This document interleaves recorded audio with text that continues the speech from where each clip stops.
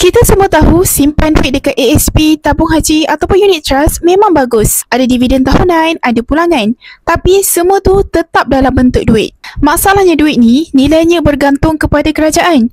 Selagi kerajaan letak nilai, selagi itulah duit itu ada harga. Tapi cuba bayangkan kalau nilai itu ditarik. Duit itu cuma kertas bercetak ataupun shilling besi sahaja. Contoh paling dekat, duit RM2. Dulu, semua orang guna. Hari ni dah tak laku. Jadi koleksi je. Nilainya kosong. Tapi emas, sejak ribuan tahun dahulu sampai hari ni, emas tetap ada harga.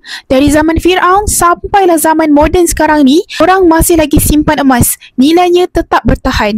Jadi, kalau kita betul-betul nak lindungi simpanan daripada inflasi, kena ada sebahagian simpanan dalam bentuk emas. Simpan duit tetap, tapi emas ni jadi pelengkap. Macam ada backup plan. Bayangkan 10 tahun akan datang, duit mungkin akan susut nilainya. Tapi emas, kita pegang tetap ada harga.